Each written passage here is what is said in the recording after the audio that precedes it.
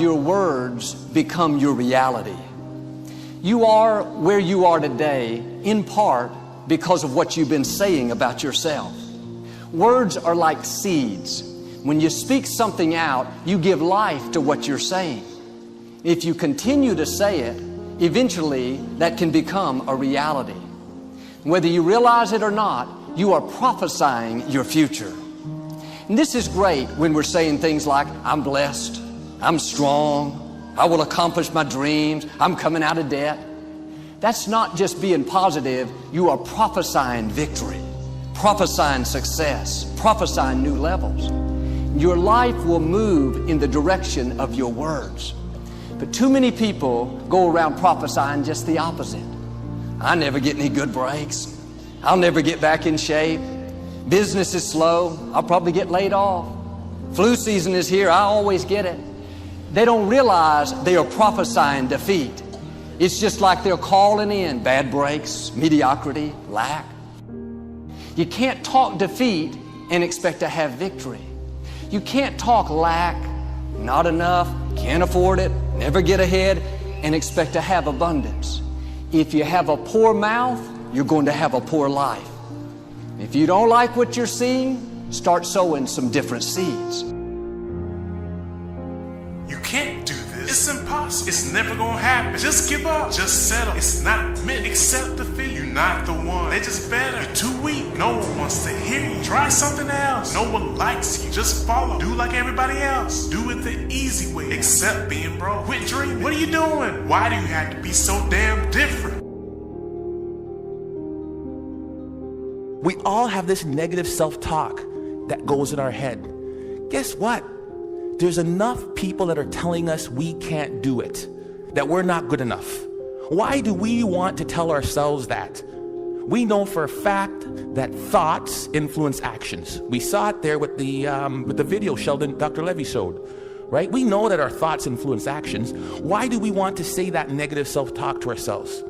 We need to get our own self-affirmations. Muhammad Ali, what was his self-affirmation? I am the greatest.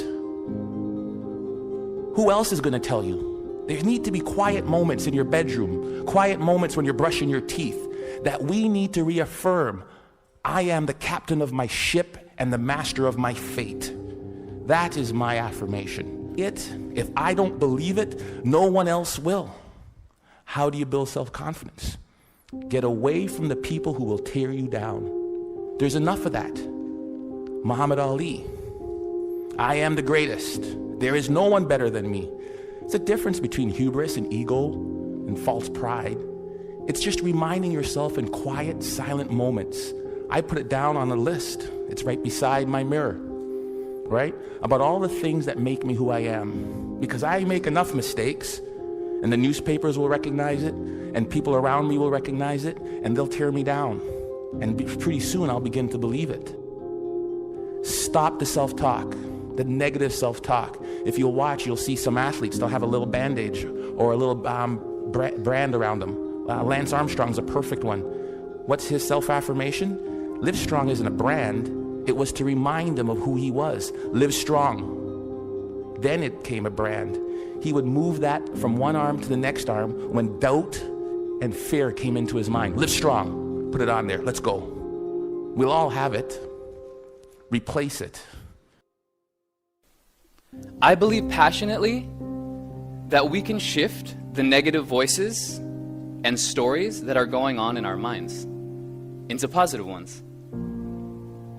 How do you do that? Well, there's three main questions.